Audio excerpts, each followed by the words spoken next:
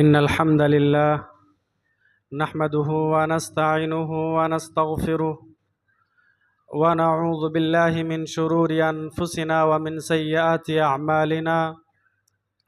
من يهده الله فلا مضل له ومن يضلله فلا هادي له، وأشهد أن لا إله إلا الله وحده لا شريك له، وأشهد أن محمدًا عبده ورسوله.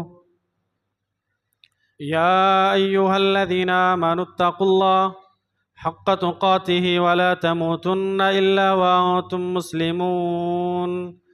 يا أيها الناس اتقوا ربكم الذي خلقكم من نفس واحدة وخلق منها زوجها وبث منهما رجالا كثيرا ونساء، واتقوا الله الذي تساءلون به والأرحام إن الله كان عليكم رقيبا. يا أيها الذين آمنوا اتقوا الله وقولوا قولا سديدا يصلح لكم أعمالكم ويغفر لكم ذنوبكم، ومن يطع الله ورسوله فقد فاز فوزا عظيما. أما بعد، فإن خير الحديث كتاب الله، وخير الهدي هدي محمد صلى الله عليه وسلم، وشر الأمور محدثاتها، وكل محدثة بدعة، وكل بدعة ضلالة، وكل ضلالة في النار. أعوذ بالله من الشيطان الرجيم. بسم الله الرحمن الرحيم. يا أيها الناس اتقوا ربكم إن زلزلة الساعة شيء عظيم. يوم ترونها تذهل كل مرضعة عما أرضعت وتضع كل ذات حمل حملها وترى الناس سكارى وما هم بسكارى ولكن عذاب الله شديد. اللهم صل على محمد وعلى آل محمد كما صليت على إبراهيم وعلى آل إبراهيم إنك حميد مجيد. اللهم بارك على محمد وعلى آل محمد كما باركت على إبراهيم وعلى آل إبراهيم إنك حميد مجيد.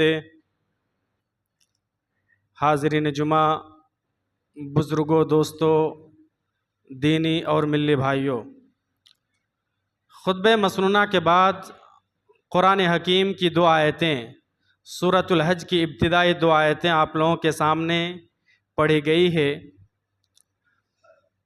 ہمارے سامنے ایک عنوان ہے۔ اہل علم کہتے ہیں کہ یہ ایک ایسا عنوان ہے کہ سب سے زیادہ بیان کرنا چاہیے اور لوگوں کو سب سے زیادہ سننا چاہیے، اس لیے کہ ہم سب کا اصل مقصد یہی ہے، اور یہ عنوان ہے فکر آخرت۔ فکر آخرت ایک ایسا عنوان ہے، ایک ایسا مضمون ہے جس کی ضرورت ہمیں ہے، جس کی ضرورت آپ کو ہے، جس کی ضرورت کائنات میں بسنے والے ہر ایک انسان کو ہے۔ ہماری زندگی سے تعلق رکھنے والا ایک عنوان ہے۔ میرے بھائی، یہ دنیا اگر دار العمل ہے تو آخرت دار الجزا ہے۔ یہ دنیا دار فنا ہے تو آخرت دار بقا ہے۔ یہ دنیا اگر متاع الغرور ہے تو آخرت متاع القرار ہے۔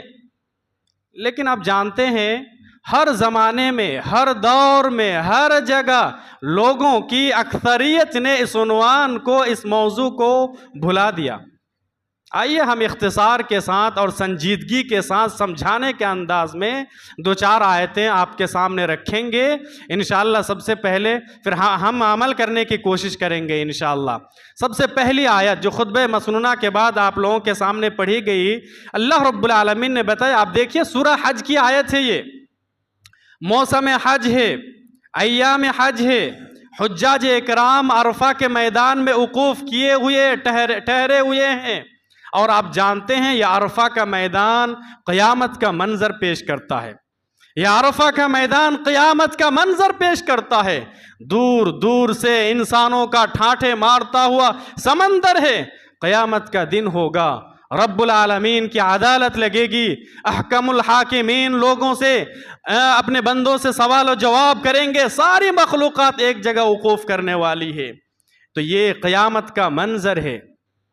حجاج اکرام جو عرفہ کے میدان میں وقوف کرتے ہیں، یہ قیامت کے منظر کو پیش کرتا ہے.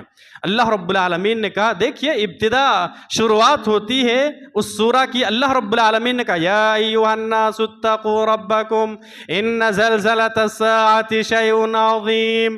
لوگو اللہ سے ڈرو، اللہ سے ڈرو، بے شک قیامت کا زلزلہ بہت بڑی چیز ہے. قیامت کا زلزلہ بہت بڑی چیز ہے، اس لیے کہ یہ زلزلہ زمین میں بھی ہوگا، یہ زلزلہ آسمان میں بھی ہوگا، یہ زلزلہ سیاروں میں بھی ہوگا، یہ زلزلہ ستاروں میں بھی ہوگا، یہ زلزلہ کہکشاؤں میں بھی ہوگا، یہ زلزلہ پہاڑوں میں بھی ہوگا، یہ زلزلہ سمندروں میں بھی ہوگا، یہ زلزلہ کائنات کی ساری چیزوں پر محیط ہوگا. سمجھ میں آ رہی ہے؟ دنیا کے اندر زلزلہ آتے ہیں، مخصوص جگہ میں زلزلہ آتا ہے، چند سیکنڈوں کے لیے زلزلہ آتا ہے. اب دیکھیے کہ انسانی آبادی کس قدر متاثر ہوتا ہے اس سے. جغرافیہ بدل جاتا ہے، آبادیاں تہس نہس ہو جاتی ہیں، علاقے کی تصویریں بدل جاتی ہیں، بلڈنگیں عمارتیں منہدم ہو جاتے ہیں. اللہ الصمد، یہ دنیا کا زلزلہ، چند سیکنڈ کا زلزلہ، اور اس طریقے سے انسانی آبادی متاثر ہوتا ہے. ذرا غور کیجیے، اللہ رب العالمین نے اس زلزلے کے بارے میں کہا ان زلزلۃ الساعۃ شیء عظیم. قیامت کا زلزلہ بہت بڑی چیز ہے. اور کتنی بڑی چیز ہے، اللہ رب العالمین نے دوسری آیت کے اندر مثال دے کے سمجھایا. اللہ الصمد، 2-3 مثال دے کے سمجھایا کہ یہ زلزلہ کس قدر خطرناک ہوگا. سنیے ذرا. پہلی مثال، یوم ترونها تذہل کل مرضعۃ عما ارضعت. اللہ رب العالمین نے کہا کہ جب تم اس زلزلے کو دیکھو گے، جب وہ دن آئے گا، قیامت قائم ہوگی، تم دیکھو گے کہ دودھ پلانے والی مائیں اپنے دودھ پیتے بچے کو بھول جائے گی. اللہ سمجھ، مثال کے اوپر غور کر رہے ہیں. اللہ رب العالمین نے قیامت کی سختی اور ہولناکی کو مثال سے سمجھایا، اور مثال دی ماں کی ممتا سے. ماں کی ممتا سے، اللہ سمجھ. اب جانتے ہیں دنیا کے اندر ماں کی ممتا سے بڑھ کر کسی اور کا درجہ نہیں ہے. دنیا کے اندر ماں کی ممتا سے بڑھ کر ایثار و قربانی کا کوئی اور مقام نہیں ہے. دنیا کے اندر ماں کی ممتا سے بڑھ کر کسی رشتے کے اندر وفاداری نہیں ہے. دنیا کے اندر ماں کی ممتا سے بڑھ کر سچا کوئی اور رشتہ نہیں ہے. دنیا کے اندر ماں کی ممتا سے بڑھ کر کسی اور رشتے کے اندر وہ خلوص نہیں ہے. اللہ رب العالمین نے مثال دی کہ ماں اپنے دودھ پیتے بچے کو بھول جائے گی. میں اور سمجھاتا ہوں، زندگی میں اگر مشکل مرحلہ آئے تو مشکل وقت میں بیوی شوہر کا ساتھ چھوڑ سکتی ہے. مشکل وقت میں شوہر بیوی کو دھوکہ دے سکتا ہے. مشکل وقت میں ایک بھائی دوسرے بھائی کو تنے تنہا چھوڑ سکتا ہے. مشکل وقت میں اور بھی جتنے بھی رشتہ دار ہیں ایک دوسرے کو تنے تنہا چھوڑ سکتا ہے. لیکن ماں ناممکن ہے کہ ماں اپنے بچے کو تنے تنہا مشکل وقت میں چھوڑ دے. ایسا کبھی ہو ہی نہیں سکتا. ماں کس کو کہتے ہیں؟ ماں، اگر کوئی شخص سوال کرے ماں کس کو کہتے ہیں، ماں کس کو کہتے ہیں معلوم ہے؟ ماں وہ ہے جو خود بھوکی رہتی ہے، بچے کو کھلاتی ہے.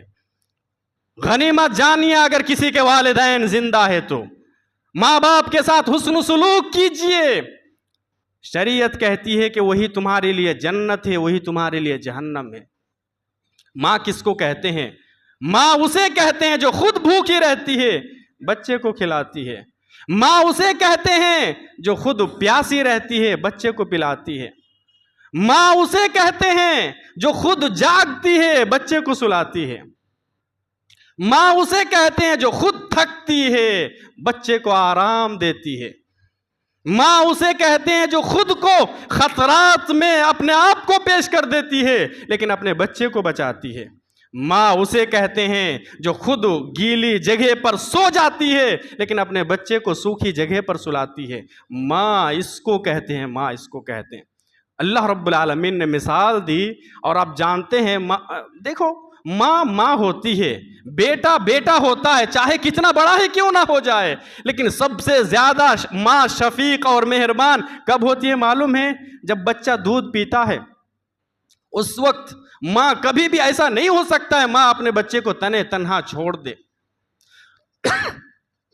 یہ دن کتنا خطرناک ہوگا، اللہ رب العالمین نے مثال سے سمجھایا کہ مائیں اپنے دودھ پیتے بچے کو بھول جائے گی۔ اللہ الصمد، اللہ الصمد، رونگٹے کھڑے ہو جائیں گے، جسم کے رونگٹے کھڑے ہو جائیں گے، دل ریزہ ریزہ ہو جائے گا میرے بھائی۔ اچھا دوسری مثال دے کہ اللہ رب العالمین نے سمجھایا وَتَضَعُ كُلُّ ذَاتِ حَمْلٍ حَمْلَهَا، یہ دوسری مثال ہے کہ حمل والی مائیں اپنے حمل کو گرا دیں گی۔ اگر کوئی عورت، کوئی لڑکی، کسی عورت کے پیٹ میں بچہ ہے، حمل ساقط ہو جائے گا، اسے پتہ بھی نہیں چلے گا۔ ہم اور آپ اچھی طریقے سے جانتے ہیں، سمجھانے کی ضرورت نہیں ہے۔ ماں جب اپنے بچے کو جنم دیتی ہے، موت و زندگی کے کشمکش میں رہتی ہے۔ کتنی عورتیں بچے کو جنم دیتے وقت مر بھی جاتی ہیں، اللہ الصمد۔ اور آج یہ حال ہے، یہ دن اتنا خطرناک ہے، اتنا خطرناک ہے کہ حمل ساقط ہو گیا، ماں کو پتہ بھی نہیں چلا، اللہ الصمد۔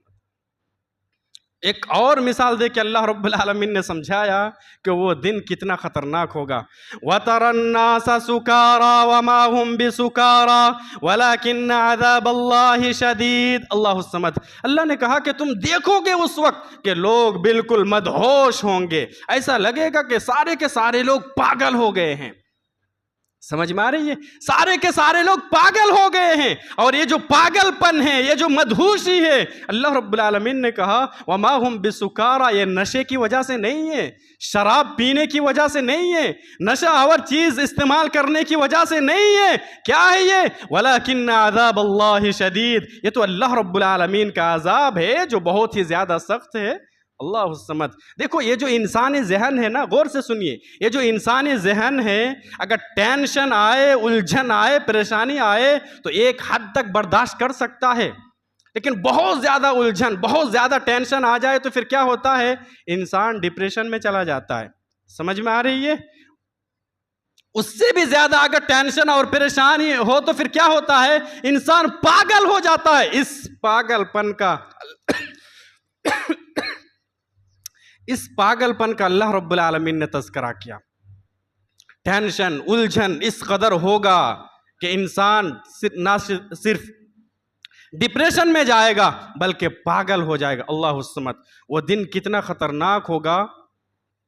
بخاری شریف اور مسلم شریف کے اندر ایک اور حدیث ہے، پیارے نبی صلی اللہ علیہ وسلم نے ارشاد فرمایا، سنیے ذرا، احشر الناس یوم القیامت حفاتا عراتا غرلا، قیامت کے دن لوگ جمع ہوں گے، لوگوں کو جمع کیا جائے گا ننگے پاؤں، ننگے بدن، غرلا، بغیر ختنہ کیے ہوئے۔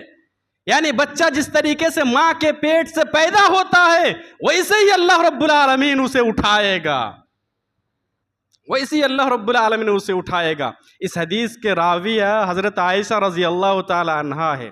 آگے کا سوال دیکھیے ذرا، ہم لوگ بھی اپنے اندر ٹٹولیں گے، اپنا جائزہ لیں گے، اور ہم دیکھیں گے کہ ہمارے گھر کے اندر بھی ماں، بہو، بیٹی ہے، ہم اس کا کس قدر خیال کرتے ہیں، اور ان عورتوں کے اندر جذبہ ایمان کیا ہے۔ حضرت عائشہ رضی اللہ تعالی عنہ پیارے نبی سے سوال کرتی ہیں، النساء والرجال جمیعا، یا اللہ کے نبی کیا مرد اور عورت سارے ایک جگہ ہوں گے، اکٹھے ہوں گے؟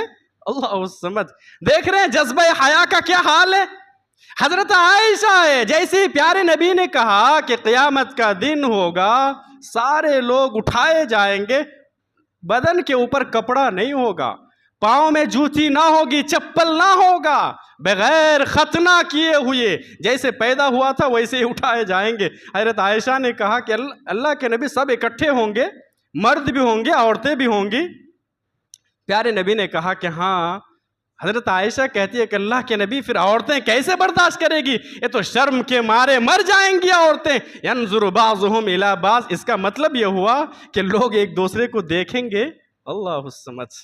جذبہ حیا دیکھ رہے ہیں صحابیہ کے اندر.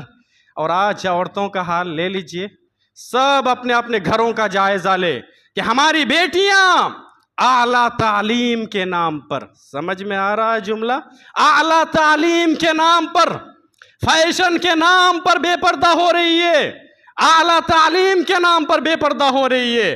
سائیکل لے کے، اسکوٹی لے کے، اب جائیے مارکیٹوں میں، وہ تنے تنہا اسکول جائے گی، تنے تنہا کالجز جائے گی، تنے تنہا کہیں ہاسٹل میں رہتی ہے.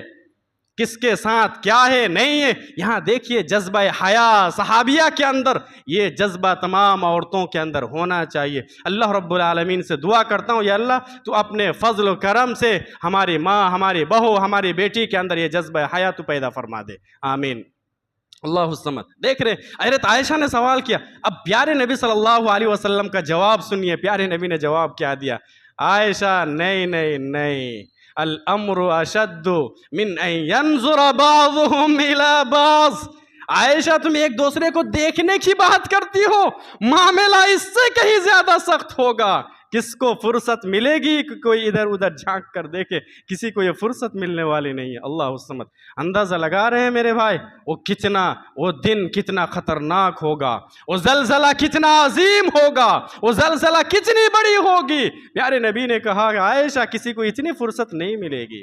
لوگ اس قدر پریشان ہوں گے، اس قدر پریشان ہوں گے کہ کسی کے وہم و گمان میں بھی نہیں آ سکتا ہے کہ میں ننگا ہوں، میں نیچے دیکھوں یا کسی اور کی طرف دیکھوں. ایسا ہو ہی نہیں سکتا ہے. سمجھ میں آ رہی ہے؟ تو یہ فکر آخرت ہے، ہمیں اس دن کے لیے تیاری کرنی ہے. چلیے ایک اور آیت کریمہ آپ کے سامنے ہم رکھتے ہیں. یہ سورۃ الحشر کی آیت ہے، بہت ہی مشہور آیت ہے. اب غور کیجیے آیت کے اوپر. یا ایھا الذین آمنوا اتقوا اللہ ولتنظر نفس ما قدمت لغد. یا ایھا الذین آمنوا اتقوا اللہ، اے ایمان والو اللہ سے ڈرو. ایک جملہ بولتا ہوں، آپ لوگ بھی قرآن پڑھتے ہوں گے، ان میں سے بہت سارے لوگ ہیں جو ترجمے کے ساتھ بھی قرآن پڑھتے ہیں. آپ ایک چیز دماغ میں رکھ لیجئے، جہاں کہیں بھی اللہ رب العالمین نے قیامت کا ذکر کیا، سمجھ میں آ رہی ہے؟ جہاں کہیں بھی قرآن کریم کے اندر آیت ہے اور اس آیت کے اندر قیامت کا تذکرہ ہے، تو اس آیت کے اندر آپ کو ملے گا اللہ سے ڈرو، اللہ سے ڈرو، اللہ سے ڈرو. سمجھ میں آئی؟ اس سے پہلے جو آیت ہم نے پڑھی اس کے اندر بھی ہے اللہ سے ڈرو، قیامت کا زلزلہ عظیم ہے. اس آیت کے اندر بھی قیامت کا ذکر ہے، فکر آخرت کا ذکر ہے. تو آیت کی شروعات ہو رہی ہے اللہ سے ڈرو، اللہ سے ڈرو. مطلب لوگوں اللہ سے ڈرو، ایک ایسا دن آنے والا ہے، اللہ رب العالمین سب کو زندہ کرے گا، سب کو اللہ رب العالمین کے سامنے کھڑا ہونا ہے، حساب و کتاب دینا ہے، پوری زندگی کے بارے میں حساب و کتاب دینا ہے. اور ایسا نہیں ہے کہ بیچ میں کوئی شخص ہوگا، نہیں، سامنے اللہ رب العالمین ہے. اللہ کے سامنے آپ کھڑے ہو، اللہ رب العالمین کے سوالات ہوں گے، بندوں کے جوابات ہوں گے، رب العالمین کی عدالت لگے گی، احکم الحاکمین کی عدالت لگے گی. حدیث کے الفاظ ہے لیس بین اللہ و بینہ حجاب، بندے کے درمیان اور اللہ کے درمیان کوئی ترجمانی کرنے والا بھی نہ ہوگا، کوئی ٹرانسلیٹر کرنے والا بھی نہ ہوگا، ڈائریکٹ اللہ رب العالمین کلام کرے گا. انسان اس قدر پریشان ہوگا، دائیں دیکھے گا اعمال ہی اعمال ہے، اس کے سوا کوئی کچھ نظر نہیں آ رہا ہے. بائیں دیکھے گا صرف اعمال ہی اعمال ہے، یا جہنم ہی جہنم ہے، اس کے علاوہ کچھ نظر نہیں آ رہا ہے. آگے حدیث ختم ہوتی ہے اتقوا النار ولو بشق تمرۃ. پیارے نبی نے کہا کہ لوگوں جہنم سے بچو، جہنم سے بچو، اگرچہ کھجور کا ایک ٹکڑا ہی صدقہ کر کے کیوں نہ ہو. سمجھ میں آ رہی ہے؟ اگر نیت کے اندر خلوص ہے، جذبہ اطاعت ہے، عقیدہ توحید مضبوط ہے، ایمان ہے، تو کوئی شخص اگر آدھی کھجور بھی اللہ کے راستے میں خرچ کرے تو کیا پتا اس آدھی کھجور کی برکت سے اللہ رب العالمین اس بندے کو جہنم کے عذاب سے پناہ دے دے. پیارے نبی نے کہا کہ جہنم سے بچنے کی کوشش کرو. تو آیت شروع ہوتی ہے اللہ سے ڈرو، اللہ سے ڈرو. اچھا اس کے بعد کیا کہا اللہ رب العالمین نے؟ یا ایھا الذین آمنوا اتقوا اللہ ولتنظر نفس ما قدمت لغد. سوچو ہر انسان اپنا جائزہ لے، ہر انسان اپنے اندر غور و فکر کرے کہ کل کے لیے اس نے کیا توشہ تیار کیا ہے. توشہ سمجھ رہے ہیں؟ توشہ یہ کھانے پینے کی چیز نہیں ہے. ٹھیک ہے، دنیاوی معاملے میں توشہ کھانے پینے کی چیز کے بارے میں استعمال ہو سکتا ہے. ہم سفر کر رہے ہیں تو ہم کھانا پینا لے کر جاتے ہیں، لیکن قیامت کا توشہ کیا ہے؟ عمل صالح، عقیدہ توحید، سنت کے مطابق زندگی جو گزارے، نماز روزہ کا جو اہتمام کرے، دوسروں کا حقوق اللہ اور حقوق العباد کی جو کما حقہ ادائیگی کرے، یہ توشہ ہے. تو ہر ایک شخص غور کرے. اب سونے کے لیے جاتے ہو بستر پر، اب سو جائیے، تکیے کے اوپر اپنا سر رکھیے، اس کے بعد سنجیدگی کے ساتھ سوچئے کہ اگر ابھی اسی وقت اللہ رب العالمین کی طرف سے بلاوا آ جائے تو کیا ہماری زندگی میں یا ہمارے پاس ایسی کچھ نیکیاں ہیں کہ ہمارا بیڑا پار ہو جائے قیامت کے دن؟ اللہ رب العالمین ہمیں جہنم سے بچا لے، جنت میں داخل فرما دے. ایسی کچھ نیکیاں ہیں ہمارے پاس؟ ہر انسان کو یہ غور و فکر کرنا ہے. اور اس طرح ایسی نیکیاں، دیکھو ایک جملہ یاد رکھیے، زندگی میں کچھ ایسی نیکیاں کرو کہ زندگی میں کبھی بھی اگر وہ نیکیاں یاد آئے نا تو دل کو سکون مل جائے، دل ٹھنڈا ہو جائے. مطلب ہمیں لگے کہ ہاں یار زندگی میں کچھ ہو یا نہ ہو، وہ جو فلاں عمل ہے نا، فلاں نیکی ہے، ہم نے خالص اللہ رب العالمین کے لیے کیا تھا. سمجھ میں آیا یہ جملہ؟ پھر سے دہراتا ہوں، زندگی میں کچھ ایسا عمل کرو، ایسی نیکیاں کرو کہ کبھی بھی زندگی میں اگر یاد آ جائے تو آپ کا دل بالکل سکون ہو جائے، ٹھنڈا ہو جائے کہ ہاں وہ فلاں عمل ہے، فلاں سکون ہے. ہم نے وہ عمل کسی کو دکھانے کے لیے نہیں کیا تھا، وہ عمل ہم نے ریاکاری کے لیے نہیں کی تھی، وہ محض ہم نے اللہ کے لیے کیا تھا. کچھ ایسی نیکیاں بھی کرو کہ ان نیکیوں کے بارے میں صرف آپ جانتے ہو، آپ کا اللہ جانتا ہے، اس کے بعد کوئی اور نہیں جانتا. نہ آپ کا دوست و احباب جانتا ہے، نہ آپ کی بیوی جانتی ہے، نہ آپ کے فیملی والے کوئی اور جانتے ہیں، نہ آپ کے دوست و احباب کسی اور کو معلوم ہے. ایسی نیکیاں کرو. ایسی نیکیوں کی اہمیت اور قدر و قیمت اللہ رب العالمین کی نظر میں بہت اونچا ہے، بہت اونچا ہے. سمجھ میں آ رہی ہے؟ تو ہر انسان غور و فکر کرے کہ ہم نے کل کے لیے کیا تیاری کر رکھی ہے. ایک صحابی اللہ کے نبی صلی اللہ علیہ وسلم کے پاس آئے، صحیح بخاری کے اندر یہ حدیث موجود ہے. سوال کیا، صحابہ اکرام کا سوال دیکھیے، متی الساعہ، اللہ کے نبی قیامت کب آئے گی؟ اللہ الصمد. دیکھیے یہ کیسا سوال ہے، قیامت کب آئے گی؟ صحابی رسول نے پیارے نبی سے یہ سوال کیا، قیامت کب آئے گی؟ ایک ایسا سوال تھا جس کے بارے میں نہ سید الانبیاء کو معلوم ہے، نہ سید الملائکہ کو معلوم ہے. سمجھ میں آ رہی ہے؟ فرشتوں میں سے کسی فرشتے کو اس سوال کا جواب معلوم نہیں ہے، نبیوں میں سے کسی نبی کو بھی اس سوال کا جواب نہیں معلوم ہے. قیامت کب آئے گی کسی کو معلوم ہے؟ اللہ ہی بہتر جانتا ہے کہ قیامت کب آئے گی. اب پیارے نبی صلی اللہ علیہ وسلم کیا جواب دیں گے؟ پیارے نبی نے اس شخص کی، اس صحابی کی دماغ کو، ذہن کو دوسری طرف موڑا اور الٹا ایک سوال کر دیا. پیارے نبی نے کہا ما عددت لها، اچھا بتا، تو قیامت کے بارے میں پوچھ رہا ہے، سوال کر رہا ہے، تو نے تیاری کیا کی ہے قیامت کے لیے؟ کوئی تیاری ہے تمہارے پاس؟ اللہ اللہ، کیا سوال تھا پیارے نبی سے، اور پھر پیارے نبی نے جواب کس انداز سے دیا؟ کوئی تیاری ہے؟ اللہ اللہ. یہ صحابہ اکرام ہیں، پیارے نبی صلی اللہ علیہ وسلم ہے. اس صحابی نے پھر پیارے نبی کو کیا جواب دیا جانتے ہیں؟ اسی حدیث کے اندر بتایا گیا، وہ صحابی رسول کہتے ہیں کہ اللہ کے نبی، میرے پاس بہت زیادہ نفلی نمازیں تو نہیں ہیں، بہت زیادہ نفلی روزے تو نہیں ہیں، نفلی صدقات و خیرات تو نہیں ہے، مطلب میرے پاس بہت زیادہ اعمال تو نہیں ہے، لیکن ایک چیز ضرور ہے، وَلَكِنِّي أُحِبُّ اللَّهَ وَرَسُولَهُ، میں اللہ اور اس کے رسول سے سب سے زیادہ محبت کرتا ہوں. سبحان اللہ، سبحان اللہ. کہا میرے پاس زیادہ عمل نہیں ہے، لیکن ایک چیز ضرور ہے، میں سب سے زیادہ اللہ اور اس کے رسول سے محبت کرتا ہوں، میں ٹوٹ کے چاہتا ہوں.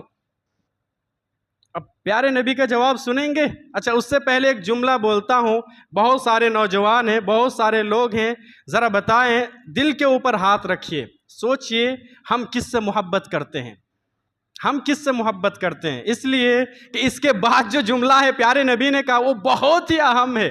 بول دو پہلے وہ جملہ. پیارے نبی نے کہا انت مع من احببت، تو پھر تم خوش ہو جاؤ، تم جس سے محبت کرتے ہو تمہارا حشر قیامت کے دن اسی کے ساتھ ہوگا. پھر سے یہ جملہ سارے لوگ میں چاہتا ہوں رٹا ماریے، ذہن میں بٹھا کر جائیے. پیارے نبی نے کہا انت مع من احببت، تیرا حشر قیامت کے دن اسی کے ساتھ ہوگا جس سے تو محبت کرتا ہے. میرے بھائی یہ ایسا جملہ ہے جو بہت زیادہ خوشی دے گی آپ کو، بہت زیادہ خوشی دے گا، بہت زیادہ خوشی ملے گی یہ جملہ سننے کے بعد. حضرت انس اس حدیث کے راوی وہ کہتے ہیں کہ جب سے ہم نے یہ جملہ سنا تو اتنی خوشی ملی، اتنی خوشی ملی کہ اسلام لانے کے بعد اتنی خوشی کسی اور چیز سے نہیں ملی ہم لوگوں کو. اس لیے کہ پیارے نبی نے کہا تو جس سے محبت کرتا ہے تیرا حشر انہیں کے ساتھ ہوگا. صحابہ اکرام کہا کرتے تھے، تابعین، تبع تابعین اور بھی دوسرے لوگ کہا کرتے تھے الحمدللہ ہم نے نبی کو دیکھا نہیں ہے، ہم نے صحابہ کو دیکھا نہیں ہے، ابو بکر، عمر، عثمان، علی، حضرت زبیر، حضرت طلحہ، ہم نے ان لوگوں کو دیکھا نہیں ہے، لیکن ہمارا ایمان ہے کہ ہمارا حشر اللہ رب العالمین ان لوگوں کے ساتھ کرے گا. اس لیے کہ ہم سب سے زیادہ انہی لوگوں سے محبت کرتے ہیں. سمجھ میں آ رہی ہے؟ اب وہ میں جملہ بولتا ہوں، ہر ایک شخص غور کرے کہ ہم کس سے محبت کرتے ہیں، ہماری محبت کس سے ہے. چلو ایک اور جملہ بولتا ہوں آگے. چلو آپ جس سے محبت کرتے ہو آپ کا حشر قیامت کے دن اس کے ساتھ کرے، آپ کو گوارا ہوگا؟ گوارا ہوگا؟ نوجوانوں کو پوچھئے آپ ایک طرف سے، آپ کس سے سب سے زیادہ محبت کرتے ہیں؟ آپ کا حشر اگر ان کے ساتھ ہو جائے تو کیا ہوگا؟ آپ اس چیز کو پسند کریں گے؟ نہیں، ابھی بھی سمجھ میں نہیں آیا. نوجوانوں کو دیکھیے، اس کے بعد موبائل لیجئے، دیکھیے اسکرین کے اوپر کس کا فوٹو ہے. کمرہ جائیے، اس کے روم میں جائیے، ہال میں جائیے، پھر دیکھیے کس کی تصویر لٹکی ہوئی ہے. چلو اور سمجھاتا ہوں، جب وہ سوتا ہے تو کیا سنتے سنتے، کیا دیکھتے دیکھتے سوتا ہے؟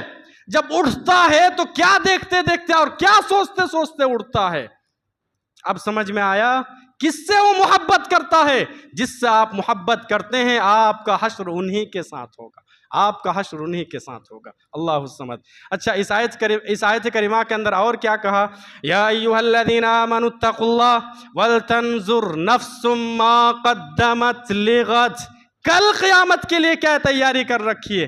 قیامت کو اللہ رب العالمین نے کل کہا. کل غدن، عربی میں ایک لفظ آتا ہے غدن، اس کا معنی کیا ہے جانتے ہیں؟ آنے والا کل. سمجھ میں آ رہی ہے؟ آنے والا جو کل ہے اس کو عربی میں غد بولیں گے، غدن، آنے والا کل. قیامت کے سلسلے میں اللہ رب العالمین نے کہا کہ کل کب سے بولتے آ رہے ہیں، پڑھتے آ رہے ہیں کل. کہاں قیامت آ رہی ہے؟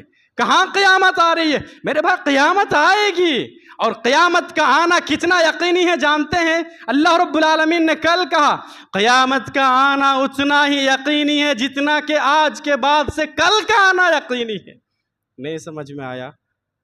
آج کے بعد سے کل کا آنا جتنا یقینی ہے قیامت کا آنا اتنا ہی یقینی ہے. مطلب کوئی شک و شبہ نہیں ہے. آج ہے آج کے بعد کیا ہوگا؟ کیا ہے آج کے بعد؟ کل آئے گا کہ نہیں آئے گا؟ آئے گا. کوئی شک و شبہ ہے اس کے بارے میں؟ کوئی شک و شبہ نہیں ہے نا. تو آج کے بعد سے کل کا آنا جس طریقے سے کوئی شک و شبہ نہیں ہے، بالکل ایسے ہی قیامت کا آنا کوئی شک و شبہ نہیں ہے. اور اللہ رب العالمین نے کہا بھی قرآن حکیم کے اندر جگہ جگہ فَكَيْفَ إِذَا جَمَعْنَاهُمْ لِيَوْمٍ لَا رَيْبَ فِيهِ. قیامت کا دن آنے والا ہے لا ریب فیہ، اور اس کے اندر کوئی شک و شبہ نہیں ہے. اچھا قیامت قریب بھی ہے. قریب کتنا ہے؟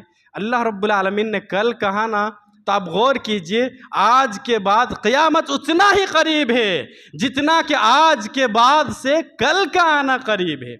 آج ہے، اب کل کا دن آئے گا، کتنا قریب ہے؟ تو قیامت اتنا ہی قریب ہے جتنا کہ آج کے بعد سے کل کا آنا قریب ہے. قیامت اتنے ہی قریب ہے. سمجھ میں آ رہی ہے؟ اقترب للناس حسابهم وهم في غفلة معرضون، قیامت کا دن تو بالکل قریب آ چکا ہے۔ اچھا دیکھو، مومن آنا سوچ کیا ہے جانتے ہیں؟ قیامت جب چاہے آئے، سینکڑوں سال کے بعد، 1000 سال کے بعد، 100 سال کے بعد، مومن آنا سوچ کیا ہے؟ اہل علم کا ایک جملہ سناتا ہوں، اس کے بعد بقیہ باتیں ہم آنے والے جمعہ میں کریں گے۔ کہتے ہیں من مات، غور سے سنیے، آخری جملہ ہے، من مات فقد قامت قیامتہ، جس کا انتقال ہو گیا اس کے انفرادی قیامت قائم ہو گئی۔ صحیح ہے کہ غلط ہے؟ صحیح ہے، جس کا انتقال ہو گیا، اہل علم کہتے ہیں فقد قامت قیامتہ، اس کے انفرادی قیامت قائم ہو گئی۔ قیامت نہیں ہو گئی، اب آپ کوئی عمل کر سکتے ہیں، جنت اور جہنم بنا سکتے ہیں، سنور سکتے ہیں، نہیں بنا سکتے ہیں، اس کی قیامت قائم ہو گئی۔ اس لیے ہم اور آپ جانتے ہیں کہ کوئی اگر اچھا آدمی ہے تو جیسے اس کا انتقال ہوتا ہے تو نعمتوں کا سلسلہ شروع ہو جاتا ہے، اور اگر کوئی برا آدمی ہے، برا کام کرتا ہے دنیا کے اندر، مرتے ہی عذاب کا سلسلہ شروع ہو جاتا ہے۔ تو جیسے ہی کسی کا انتقال ہوتا ہے، انفرادی طور پر قیامت شروع ہو گئی اس کے لیے۔ ہم کیا سمجھتے ہیں؟ دنیا کہتی ہے کہ موت زندگی کے خاتمے کا نام ہے، یہ جملہ صحیح ہے؟ موت زندگی کے خاتمے کا نام ہے؟ نہیں، موت زندگی کے خاتمے کا نام نہیں ہے، بلکہ موت ایک نئی زندگی اور ہمیشہ والی زندگی کے آغاز کا نام ہے۔ لوگ کہتے ہیں تکلیف ہے، پریشانی ہے، چلو یار 4 دن کی زندگی ہے، مر جائیں گے، ختم ہو جائیں گے۔ کس نے کہا کہ مر جائیں گے، ختم ہو جائیں گے؟